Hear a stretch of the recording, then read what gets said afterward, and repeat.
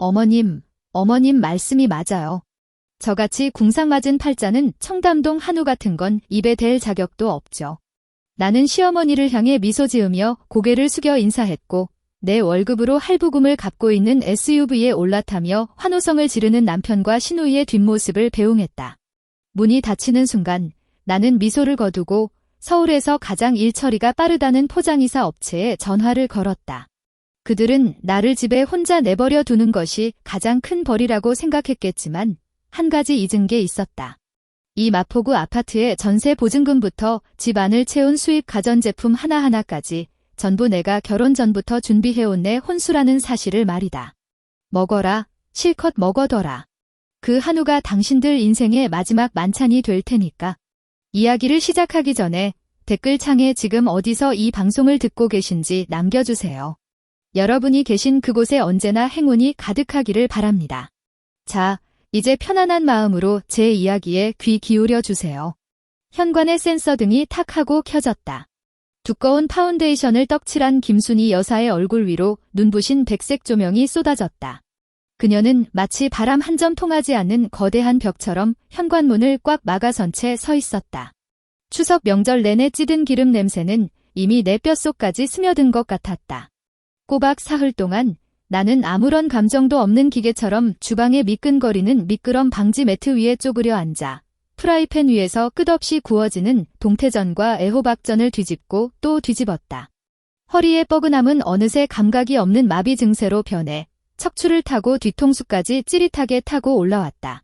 그리고 지금 나는 막 아이보리색 트렌치코트로 갈아입고 하이힐에 발끝을 밀어넣은 참이었다. 아이고, 너 지금 뭐 하는 짓이니? 어머님은 팔짱을 낀 채 새빨간 매니큐어를 칠한 검지손가락으로 내 구두 코를 가리키며 질색하는 표정을 지었다. 나는 고개를 들었다. 목구멍에는 여전히 기름 연기의 씁쓸한 맛이 남아있었다. 어머님, 오늘 저녁엔 온 가족이 다 같이 한우 먹으러 가서 추석 명절 동안 고생한 거 풀기로 했잖아요. 어머님은 코웃음을 치며 입꼬리를 과장되게 비틀어 올렸다. 눈가의 주름 사이로 파운데이션 가루가 끼어 있는 것이 보였다. 차가 너무 비좁아서 안 돼. 우리 미나가 이번에 새로 산 샤넬백이 구겨지면 어떡할 거야? 그거 한정판인데 흠집이라도 나면 내가 물어낼 수나 있니? 어머님 뒤에 서 있던 미나는 즉시 그 검은색 퀼팅 백을 품에 꼭 끌어안으며 턱을 치켜들었다. 그녀의 눈빛에는 노골적인 경멸이 가득했다. 나는 숨을 깊게 들이마셨다. 하지만 내 폐로 들어온 것은 그들의 몸에서 풍기는 고급 향수 냄새와 갓 샤워를 마친 상쾌한 채취뿐이었다. 반면 나는 머리를 2번이나 감았음에도 불구하고 머리카락 사이에서 파 냄새와 식용유의 비린내가 은은하게 풍기고 있었다. 하지만 어머님, 내가 막 입을 때려던 참이었다. 됐어. 어머님이 신경질적으로 내 말을 끊어먹었다. 그녀의 거친 손등이 내 코끝을 스칠 뻔했다. 어차피 너같이 궁상맞은 팔자는 그렇게 좋은 마블링 들어간 소고기 먹어봤자 배탈만 날 거다. 그냥 집에서 남은 명절 전이나 데워 먹어라. 넉넉히 먹고 버리지 말고. 내 시선은 어머님의 어깨를 넘어 신발장 옆에 서 있는 최진호를 향했다. 결혼 3년 차인 내 남편. 그는 현관의 전신 거울을 보며 느긋한 손길로 짙은 남색 실크 넥타이를 매만지고 있었다. 그 넥타이는 지난달 내가 모아둔 보너스로 사준 것이었다. 그는 신발장 위에 놓인 불깔이 남성용 향수를 집어들어 허공에 2번 뿌리더니 눈을 감고 우아하게 그 향수 안개 사이를 통과했다. 싸구려 스킨 냄새가 순식간에 내 주위를 맴돌던 기름 냄새를 덮어버렸고 그 지독한 향에 내 위장은 뒤틀릴 듯이 요동쳤다. 여보, 마침내 최진호가 고개를 돌렸다. 그의 시선이 내 낡은 트렌치코트에 1초 정도 머물렀다. 이내 미끄러졌다. 그의 말투에는 짙은 건성건성함과 짜증이 배어 있었다. 엄마도 다 우리 집안 체면 생각해서 그러시는 거잖아. 당신이 그런 옷차림으로 그런 고급 레스토랑에 가는 건 솔직히 좀 그렇잖아. 당신도 며칠 동안 피곤했을 텐데 그냥 집에서 푹 쉬어. 응. 착하지. 그는 입으로는 착하지라고 말하면서도 내 손끝 하나 건드리지 않은 채 나를 휙 밀치고 현관문을 열어젖혔다. 복도에 차가운 바람이 훅 밀려 들어와 야은 트렌치코트를 뚫고 들어왔다. 만약 예전의 강은희였다면 지금쯤 눈시울이 붉어진 채 입술을 꽉 깨물고 고개를 숙인 채 어두운 거실로 조용히 물러났을 것이다. 그리고 혼자 식어 빠진 전이 가득한 식탁 앞에 앉아 뚝뚝 눈물을 흘리며 자신의 비참한 결혼 생활을 속으로 애도했겠지. 하지만 나는 그러지 않았다. 내 눈가에는 단 한 번의 떨림도 없었다. 나는 최진호의 그 번지르르한 뒷모습을, 어머님의 의기양양한 옆모습을, 그리고 미나가 행여나 전염병이라도 옮을까 봐 가방을 감싸 안고 나를 피해 돌아나가는 모습을 똑똑히 지켜보았다. 나는 반걸음 뒤로 물러서서 두 손을 가지런히 모았다. 내 입꼬리는 흠잡을 데 없이 완벽한 곡선을 그리고 있었다. 나는 허리를 살짝 굽히며 나 자신조차 낯설게 느껴질 만큼 차분한 목소리로 말했다. 네, 어머님. 조심히 다녀오세요. 어머님은 내가 울고불고 매달리지 않는 것에 조금 놀란 듯 했지만 곧이어 최고급 한우를 먹게 될 거란 기쁨에 그 놀라움도 씻겨 내려간 듯 했다. 그녀는 콧방귀를 뀌며 하이힐을 또각또각 울리며 밖으로 나갔다. 내 눈앞에서 육중한 현관문이 천천히 닫혔다. 도어록이 찰칵하고 잠기는 경쾌한 소리와 함께 현관의 센서등이 꺼졌다. 나는 어둠 속에서 꼬박 1분 동안 미동도 하지 않고 서 있었다. 손톱이 손바닥을 깊숙이 파고들었지만 아픔은 느껴지지 않았다. 그동안 억울함과 인내심으로 격렬하게 뛰던 가슴 속 심장이 지금 이 순간만큼은 비정상적일 정도로 느리고 묵직하게 뛰고 있었다. 나는 하이힐을 벗고 맨발로 차가운 강화마루 바닥을 밟았다. 한 걸음, 두 걸음, 주방으로 향했다. 양문형 냉장고를 열자 냉기가 훅 끼쳐왔다. 나는 투명한 유리잔을 꺼내 얼음 정수기에서 얼음을 가득 채운 뒤 정수된 물을 끝까지 부었다. 유리잔 표면에 순식간에 촘촘한 물방울이 맺혔고 그 차가운 감촉이 손끝을 타고 심장까지 번져갔다. 나는 고개를 젖히고 그 얼음물을 단숨에 들이켰다. 얼음이 이빨에 부딪히며 달그락거리는 소리를 냈다. 뼈를 깎는 듯한 한기가 식도를 타고 날카롭게 베어내며 내려가 위장 속에 남아있던 마지막 한 줌의 역겨움까지 무참히 짓밟아 꺼버렸다. 나는 유리잔을 대리석 싱크대 위에 쾅 하고 거칠게 내려놓았다. 텅 빈 집안에서 그 소리는 유난히 크게 울려 퍼졌다.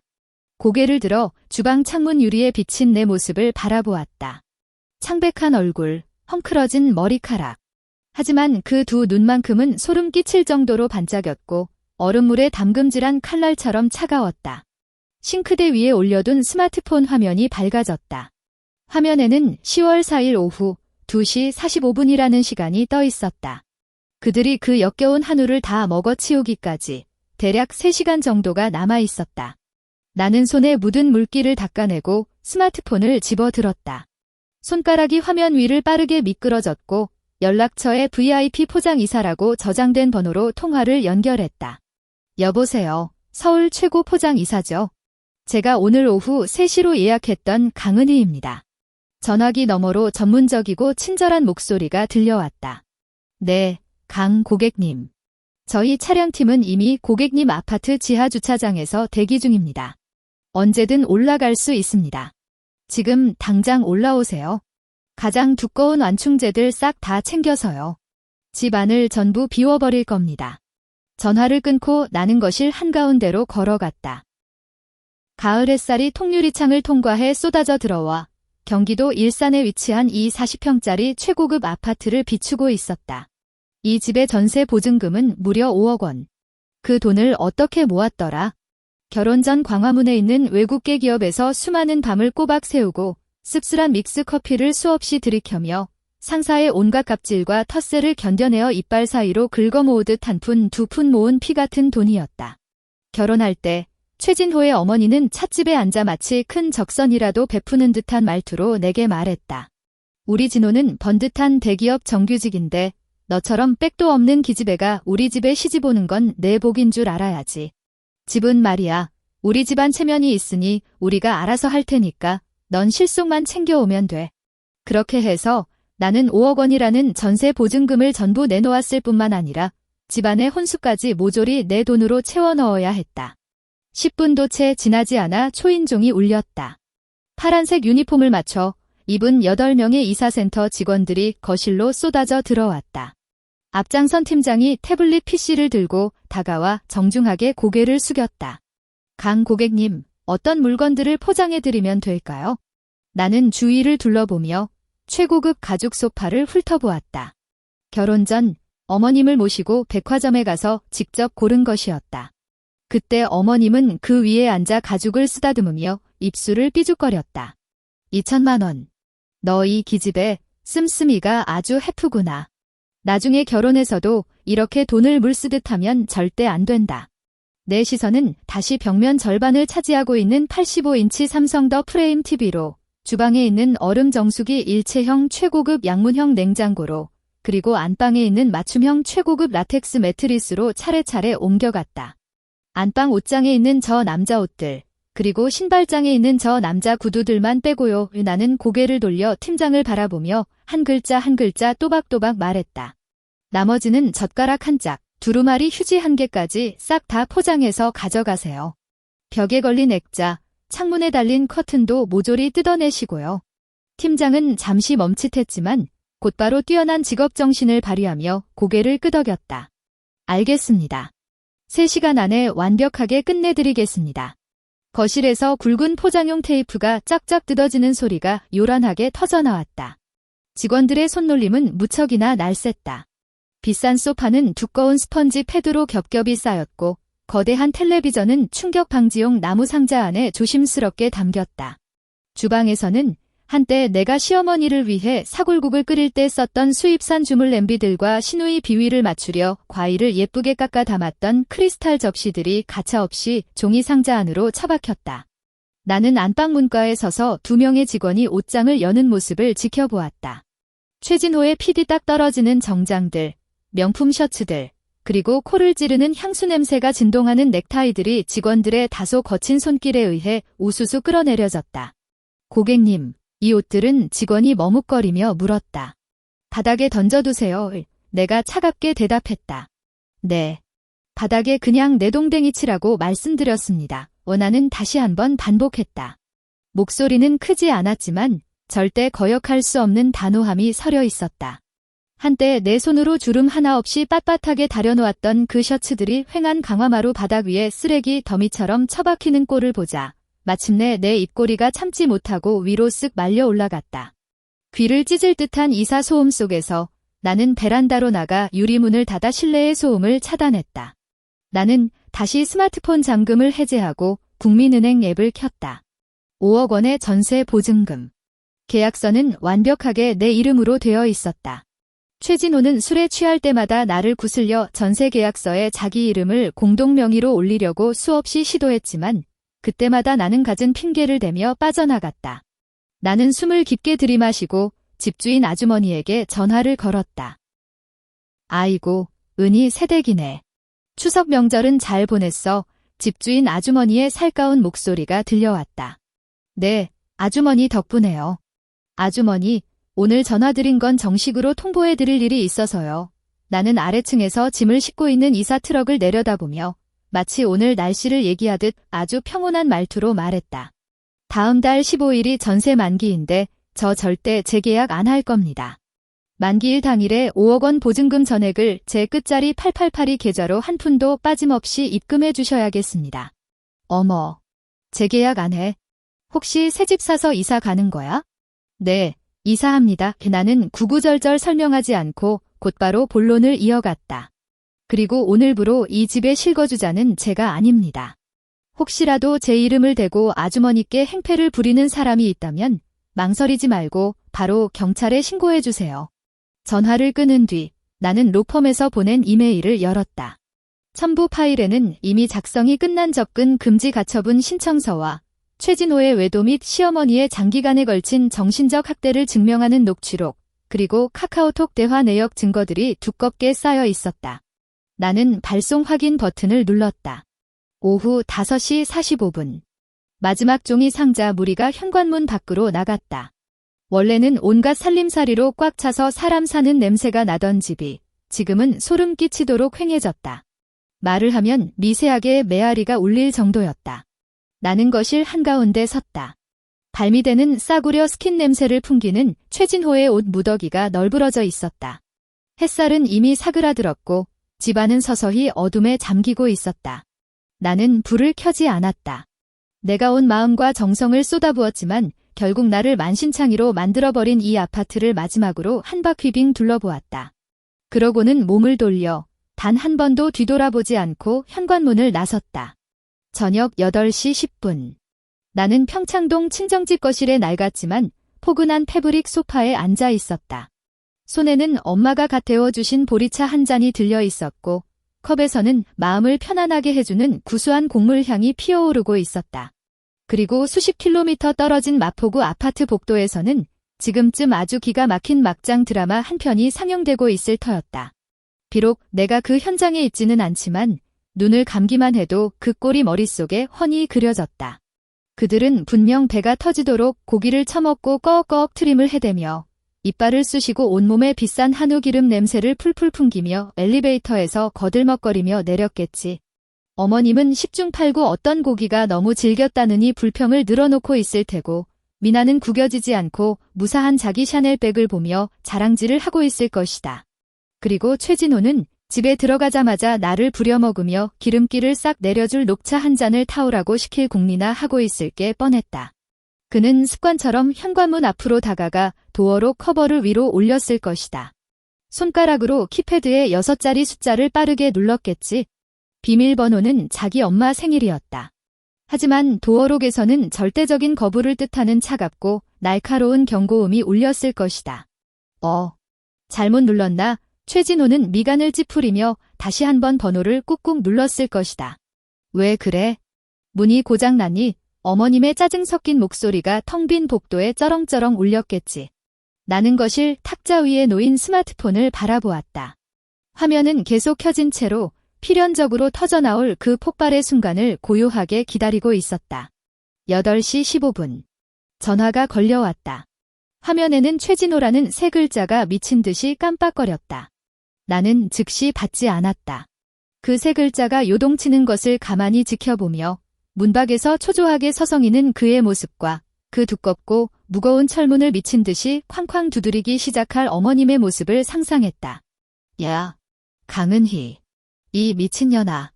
너 안에 처박혀서 자빠져 잤냐? 빨리 문 안 열어. 어머님의 그 찢어질 듯한 쇳소리가 수십 킬로미터 떨어진 이곳까지 생생하게 들리는 듯 했다. 그녀는 굵고 무거운 금반지를 낀 손가락으로 미친 사람처럼 현관문을 때려 부술듯이 두드리고 있을 것이다. 이런 난리통이면 평소 남의 말하기 좋아하는 우리 아파트 부녀회 아주머니들의 레이더망에 딱 걸릴 수밖에 없다. 그들은 문을 살짝 열고 고개를 내밀어 겉으로는 걱정하는 척하지만 속으로는 아주 흥미진진한 구경거리를 발견한 눈빛으로 복도에서 길길이 날뛰는 시댁 식구들을 위아래로 훑어보고 있을 것이다. 전화가 자동으로 끊어졌다. 그리고 곧바로 두 번째 전화가 울리기 시작했다. 나는 보리차를 들어 가볍게 한 모금 머금었다. 따뜻한 액체가 식도를 타고 부드럽게 넘어가며 내 위장에 남아있던 마지막 한 줌의 서늘함까지 완벽하게 어루만져 주었다. 전화가 두 번째로 끊어지기 직전에 1초를 남겨두고 나는 손가락을 뻗어 초록색 통화 버튼을 아주 느긋하게 밀어 올렸다. 여보세요. 내 목소리는 나른하고 평온했다. 야, 이 씨발. 너 안에 뒤졌어. 최진호의 고막을 찢을 듯한 포효가 수화기를 뚫고 터져나와 내 귀를 아프게 때렸다. 나는 스마트폰을 귀에서 조금 떼어냈다. 문 열어. 너 이 미친 여편네가 문을 안에서 잠갔어? 엄마가 밖에서 다리 아프게서 계신 거 안 보여? 배경음으로는 어머님의 히스테릭한 쌍욕이 섞여 들려왔다. 그년 당장 튀어나오라고 해. 내가 오늘 그년 주둥아리를 찢어놓지 않으면 내 성을 간다. 배가 불러터져서 감히 시어미를 문 밖에 세워도 거기에 이웃집 아주머니들의 수군거리는 소리까지 더해졌다. 어머머, 일이야? 며느리가 반란이라도 일으켰나 봐.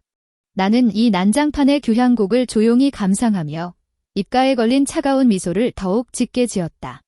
진호야, 나는 지난 3년 동안 수없이 다정하게 그를 불렀던 것처럼 아주 부드럽고 나지막하게 그의 이름을 불렀다. 전화기 너머의 고함 소리가 뚝 멈췄다. 비밀번호 바꿨어. 나는 마치 오늘 날씨가 참 좋다는 듯이 가볍고 경쾌한 말투로 툭 던졌다. 뭐라고? 너 미쳤어. 내가 무슨 권리로 비밀번호를 바꿔? 최진호의 목소리는 너무 놀란 나머지 삑사리가 났다. 참고로 하나 알려줄게. 나는 그의 악다구니를 무시한 채 상체를 살짝 앞으로 숙여 탁자 위 물컵에 비친 내 그림자를 응시했다. 복도 끝에 보면 우리 집 거실을 곧장 들여다볼 수 있는 창문이 하나 있잖아. 나는 잠시 말을 멈추고 목소리를 한껏 낮추어 알아채기 힘든 잔인함을 섞어 속삭였다. 가서 봐. 그 창문 너머로 집안을 아주 똑똑히 들여다보라고. 전화기 너머는 죽은 듯이 적막해졌다. 오직 최진호의 거칠고 가쁜 숨소리만이 들려올 뿐이었다.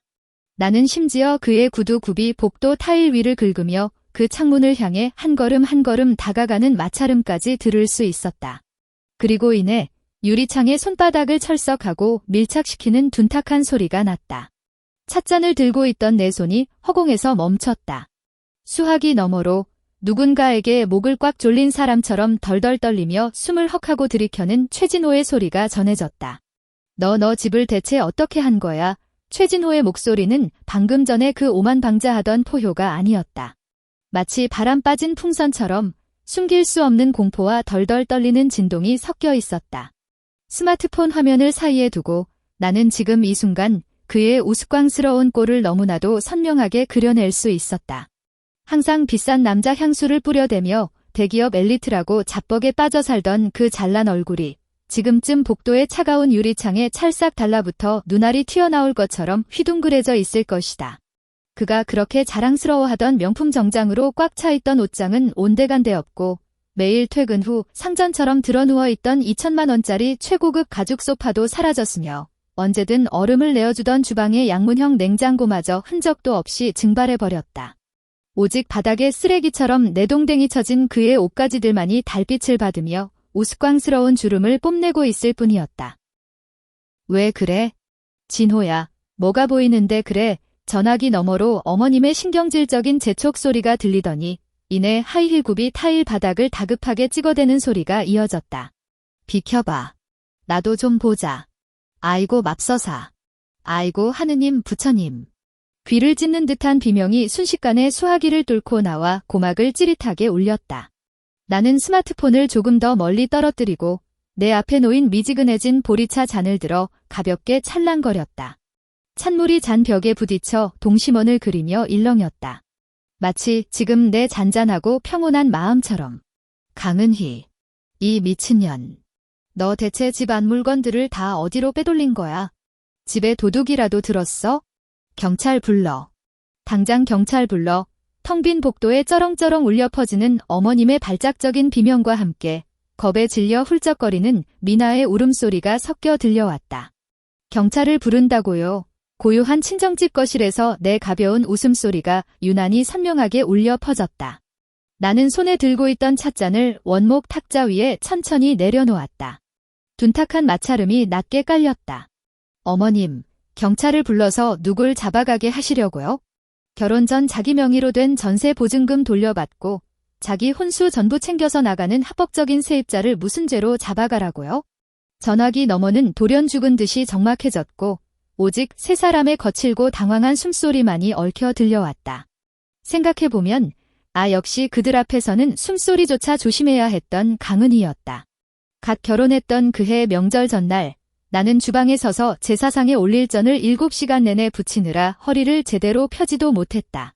너무 힘들어 문틀에 살짝 기대어 숨을 고르고 있을 때 어머님은 마치 기생충을 보듯 나를 흘겨보며 비아냥거렸다.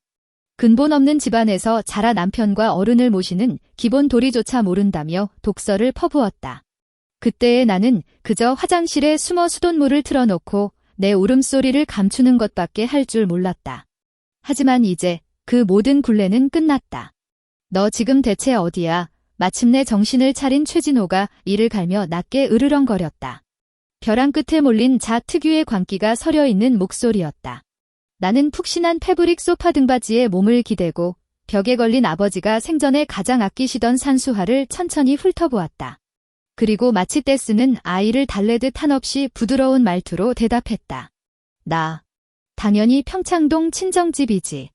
어차피 마포구 그 아파트는 다음 달 15일 계약 만료일이 지나면 나랑은 완벽하게 남남이 될 테니까. 참. 나는 의도적으로 3초 동안 말을 멈췄다. 그 짧은 침묵 사이로 최진호가 마른 침을 다급하게 삼키는 소리가 고스란히 전해졌다. 내일 오전 9시 서울가정법원에 이혼 소송장 접수할 거야. 아, 당신네 식구들 전부를 상대로 한 접근 금지 가처분 신청도 함께. 이혼. 너 미쳤어. 35이나 먹은 이혼녀가 세상 밖으로 나가면 무슨 좋은 꼴을 볼 것 같아. 최진호는 꼬리를 밟힌 고양이처럼 날카롭게 비명을 질렀다.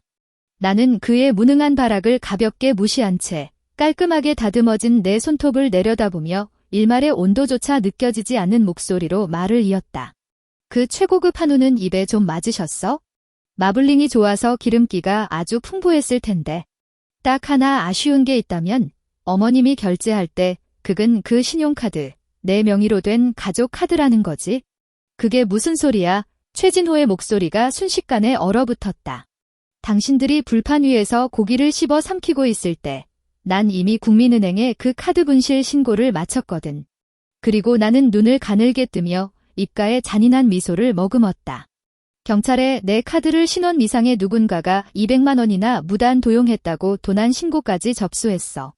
시간상 지금쯤이면 관할 경찰서에 시스템 경보가 울렸겠네. 강은희. 이 독사 같은 년. 내가 감히. 그의 입에서 쌍욕이 채 끝나기도 전에 나는 가차없이 빨간색 종료 버튼을 눌러버렸다. 세상이 순식간에 고요해졌다. 나는 화면에 뜬 통화 종료라는 네 글자를 바라보며 최진호와 어머님, 그리고 미나의 번호를 모조리 차단 목록에 쳐넣었다. 창밖으로 평창동의 밤바람에 나뭇잎이 수산하게 흔들리는 소리가 들렸다. 나는 자리에서 일어나 통유리창 앞으로 다가가 멀리 반짝이는 서울 도심의 불빛들을 내려다보았다. 3년 동안 나를 숨막히게 했던 끔찍한 악몽이 마침내 그에 걸맞은 결말을 향해 달려가고 있었다. 다음 날 아침 8시 45분 광화문에 위치한 우리 외국계 회사 빌딩 1층 로비. 출근 시간대의 오피스 빌딩 로비는 마치 거대하고 정밀한 톱니바퀴 같았다. 빳빳한 정장 차림의 직장인들이 한 손에 아이스 아메리카노를 든 채 바쁜 걸음으로 보안 게이트를 통과하고 있었다. 먼지 한 톨 없이 닦인 대리석 바닥 위로 천장에 거대한 크리스탈 샹들리에가 뿜어내는 차가운 백색 조명이 반사되었다. 공기 중에는 갓 내린 커피의 쌉싸름한 향과 온갖 고급 향수 냄새가 뒤섞여 떠돌았다.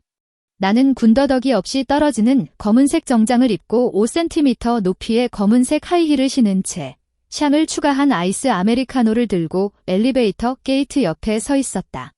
나는 기다리고 있었다. 필연적으로 터질 수밖에 없는 시한폭탄을.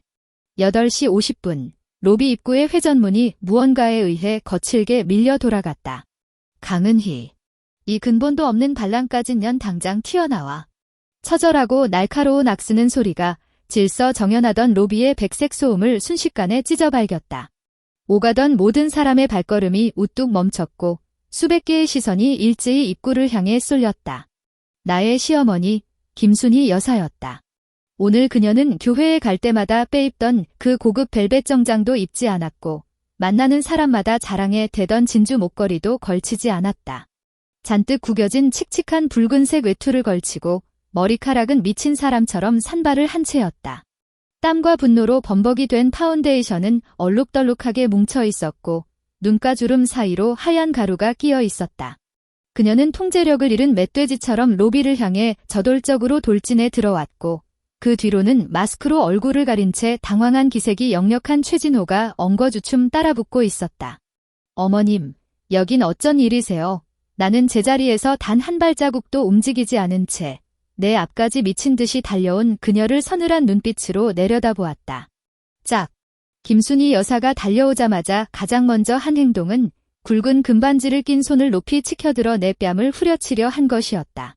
하지만 그녀의 손바닥이 내 얼굴에 닿기 1초 전, 나는 고개를 살짝 틀며 동시에 왼손을 뻗어 그녀의 손목을 정확하게 낚아챘다.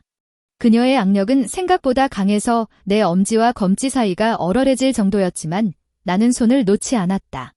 오히려 소나기에 힘을 꽉 쥐며 내 손톱이 그녀의 늘어진 살갗을 파고들 정도로 강하게 압박했다. 감히 피해. 이 뻔뻔한 독사 같은 년.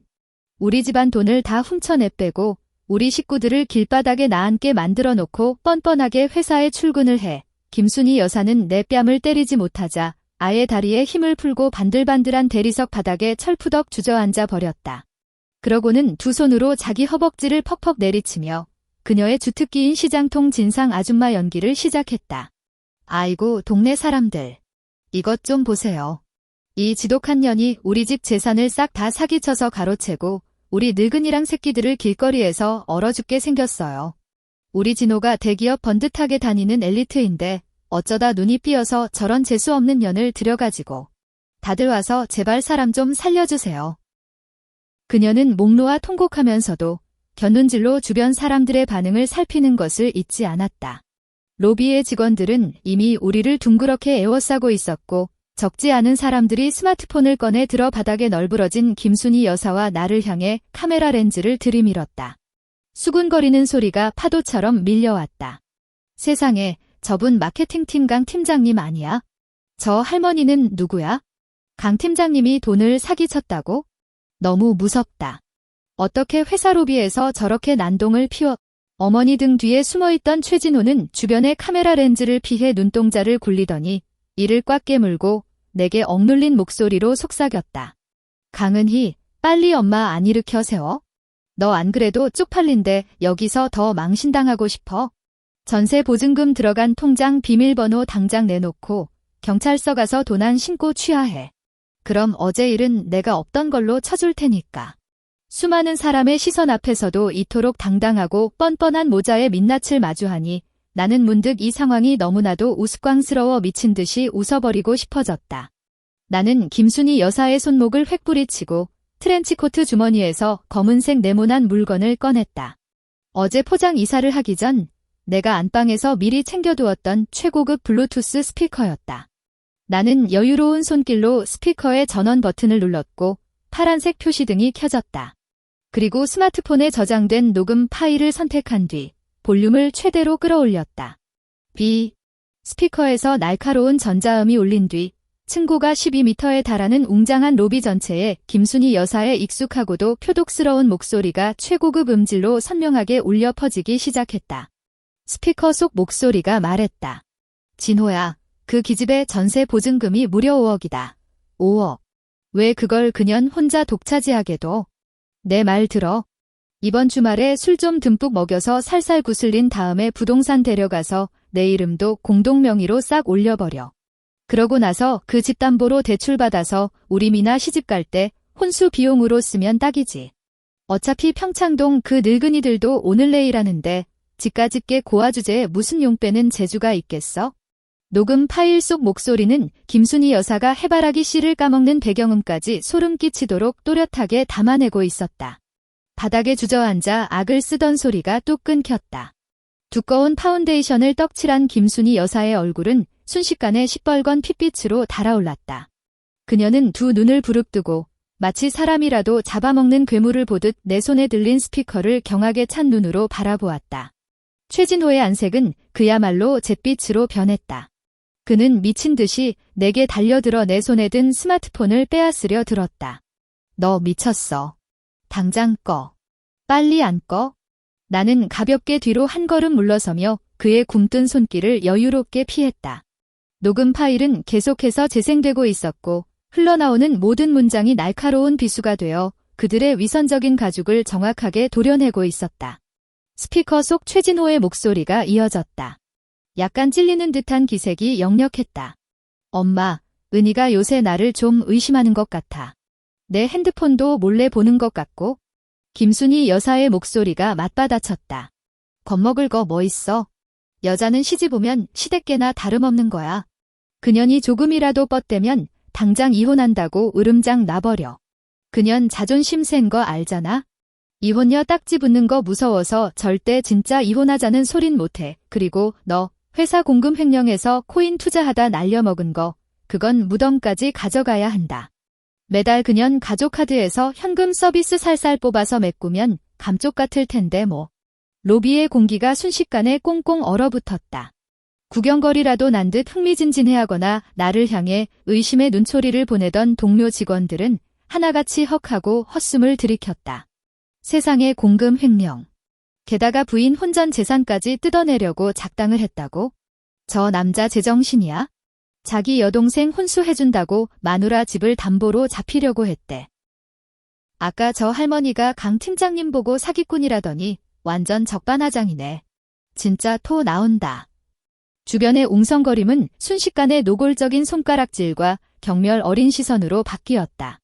스마트폰을 치켜들고 있던 카메라 렌즈들은 이제 심판의 총구가 되어 바닥에 주저앉은 김순희 여사와 사시나무 떨듯 몸을 떠는 최진호를 옴짝달싹 못하게 겨누고 있었다. 너 이 천하의 몹쓸 년. 감히 내 뒤통수를 치고 몰래 녹음을 해. 김순희 여사는 분노로 온몸을 덜덜 떨며 어떻게든 바닥에서 기어 일어나 내 머리채를 휘어잡으려고 발버둥을 쳤다. 바로 그때 로비 반대편에서 묵직하고 절도 있는 발걸음 소리가 다가왔다.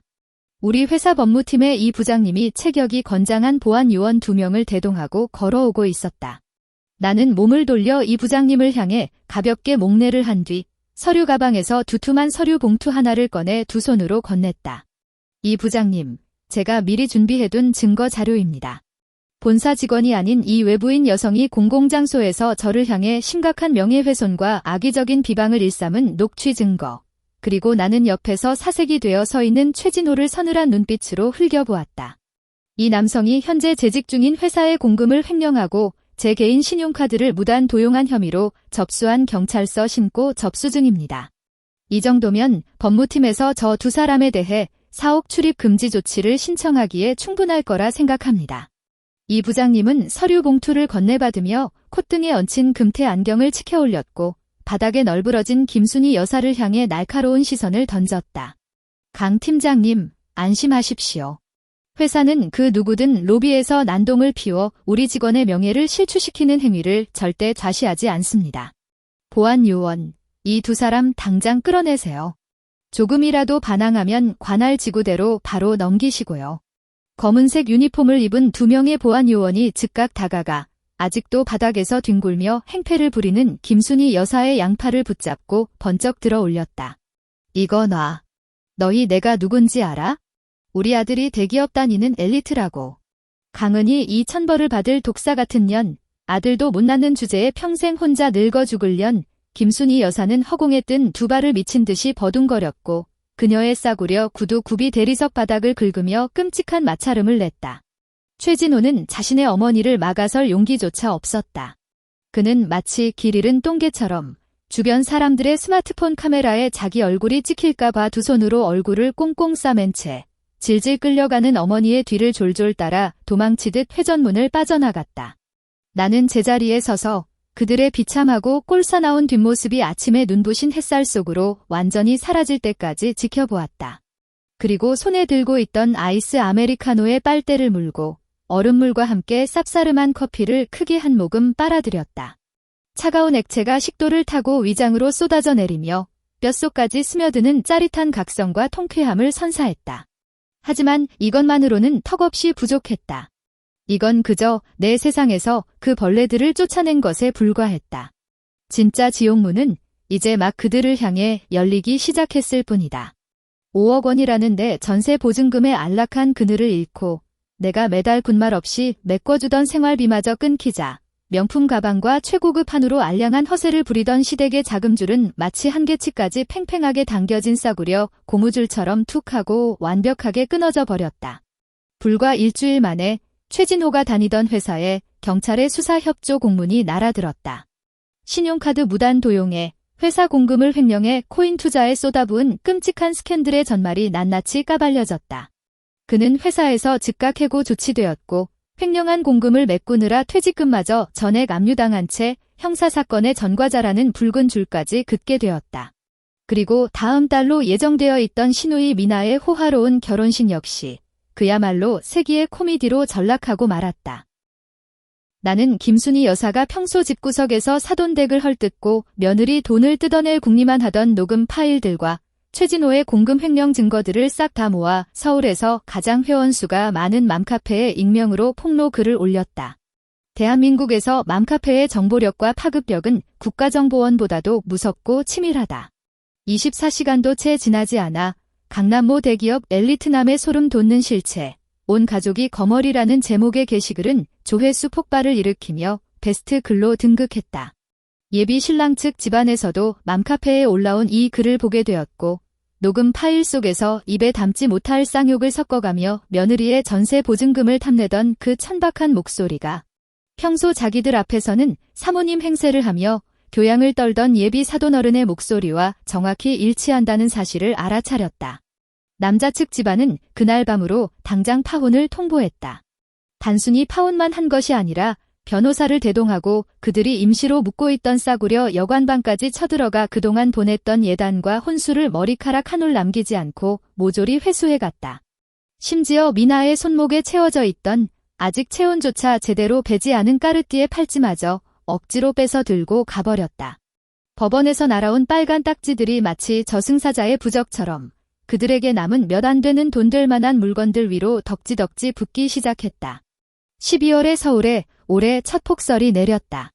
나는 청담동의 분위기 좋은 고급 카페 안에 앉아 있었다. 실내는 히터가 빵빵하게 돌아가고 있었고 공기 중에는 비싼 스페셜티 커피콩의 향기와 부드러운 재즈 선율이 떠다니고 있었다. 나는 포근한 캐시미어 코트를 입고 길가가 내다보이는 통유리창 옆에 기대어 앉아 있었다. 내 앞에 유리 테이블 위에는 아이스 아메리카노 한 잔이 놓여 있었다. 대한민국에서 바깥 날씨가 아무리 살을 에일 듯 춥더라도 진정으로 내면의 평화를 얻은 사람은 언제나 얼음 띄운 차가운 커피를 마시는 법이다. 테이블 위에 올려둔 스마트폰이 짧게 징하고 울렸다. 화면이 밝아지며 국민은행 앱에서 알림이 떴다. 12월 10일 오후 2시 30분 내 끝자리 888이 계좌로 5억 원이 입금되었다는 메시지였다. 적요란에는 전세 보증금 반환이라고 적혀 있었다. 나는 화면에 찍힌 그 길고 긴 영의 행렬을 바라보며 지난 석 달 만에 처음으로 가장 진실하고 홀가분한 미소를 지어 보였다. 바로 그때 화면 상단에 이름이 저장되지 않은 낯선 번호로 전화가 걸려왔다. 누구인지 안 봐도 뻔했다. 그녀가 이번 달에만 벌써 5번째로 바꾼 선불폰 번호였다. 나는 느긋하게 통화 버튼을 밀어 올리고 스마트폰을 귀에 가져다 댔지만 아무 말도 하지 않았다. 수화기 너머로 즉각 김순희 여사 특유의 목소리가 들려왔다. 하지만 예전의 그 오만방자함은 온데간데없고 오직 처절한 절망과 비굴한 아부가 섞인 울음소리뿐이었다. 배경음으로는 매섭게 몰아치는 겨울바람 소리와 반지하 방의 낡은 수도관에서 물이 뚝뚝 떨어지는 음산한 소리가 섞여 들려왔다. 은희야, 우리 착한 며느리 나다. 어미야, 그녀의 목소리는 사시나무 떨듯 덜덜 떨리고 있었다. 예전에 그 사람을 쥐고 흔들려던 기세는 완벽하게 꺾여 있었다. 내가 전화를 다 받아주고 아이고, 다행이다 은희야. 어미한테 돈 좀 조금만 빌려줄 수 없겠니? 아주 조금만, 우리 진호가 지금 아파. 고열이 펄펄 끓는데 우리가 지금 새 들어 사는 반지하 방이 가스비도 못 내서 보일러도 싹 끊겼어. 벽에는 곰팡이가 새까맣게 슬었고 방구석이 얼음장처럼 차가워서 사람 얼어 죽게 생겼다. 그녀는 수화기 너머로 창자가 끊어질 듯 통곡을 해댔고 자기 가슴을 퍽퍽 내리치는 소리까지 적나라하게 들려왔다. 어미가 다 잘못했다. 예전엔 내가 노망이 나서 너한테 몹쓸 짓을 했어. 미안하다. 부부의 연을 맺었던 정을 생각해서라도 우리 진호 병원 갈 돈 좀 보내주면 안 되겠니? 단돈 10,000원이라도 좋으니까 제발. 나는 그 먼지 구덩이 바닥까지 처박힌 비굴한 애원을 고요하게 감상하며 통유리창 너머로 매서운 칼바람에 몸을 웅크린 채 총총걸음을 치는 행인들을 무심히 내려다보았다. 한때 나 역시 그 얼음장같이 차가운 주방 바닥에 엎드려 그녀에게 아주 알량한 존중과 동정심이라도 구걸했던 적이 있었다. 하지만 그녀가 내게 돌려준 것은 끝없는 조롱과 갈수록 악랄해지는 착취뿐이었다. 나는 아이스 아메리카노를 집어들고 빨대를 물어 가볍게 한 모금 빨아들였다. 유리잔 안에서 얼음 조각들이 부딪히며 찰랑 하고 청아하고 경쾌한 소리를 냈다. 어머님, 나는 천천히 입을 열었다. 목소리는 더없이 차분하고 온화했지만 그 안에는 높은 곳에서 죄인을 내려다보는 듯한 서늘한 심판의 기운이 서려 있었다. 전화기 너머의 통곡 소리가 뚝 멈췄다. 김순희 여사는 마치 썩은 동아줄이라도 움켜쥔 사람처럼 숨소리조차 조심스럽게 죽였다. 어머님, 지난 추석 명절날 현관에서 제게 하셨던 말씀 혹시 기억나세요? 무슨 말 말이냐? 김순희 여사의 목소리에 짙은 공포가 스며들었다. 나는 유리창에 비친 내 모습을 가만히 응시했다. 한때 핏발이 서고 억울함으로 가득 찼던 그 두 눈은 지금 맑고 투명하며 소름 끼치도록 냉혹하게 빛나고 있었다. 어머님이 그러셨죠. 저같이 궁상맞은 팔자는 그렇게 좋은 고기 먹어봤자 배탈만 날 거라고요. 나는 가볍게 미소 지으며 그녀가 내뱉었던 그 저주의 말을 한 글자 한 글자 정성스럽게 돌려주었다. 그러니까 어머님, 그 궁상맞은 팔자답게 보일러도 안 들어오는 반지하 방에 얌전히 찌그러져 계세요. 괜히 기어 나와서 남의 눈 버려놓지 마시고요. 강은희. 이 천하의. 그녀의 입에서 그 악독한 저주가 채 튀어나오기도 전에 나는 손가락을 튕기듯 가볍게 종료 버튼을 눌러버렸다. 그리고 늘 그랬듯 이 번호 역시 차단 목록에 던져 넣었다. 나는 스마트폰을 테이블 위에 내려놓고 편안한 소파 등받이에 깊숙이 몸을 묻은 채 창밖으로 펑펑 쏟아져 내리는 눈송이들을 가만히 바라보았다. 오늘따라 이 아이스 아메리카노의 맛이 유난히도 달콤했다.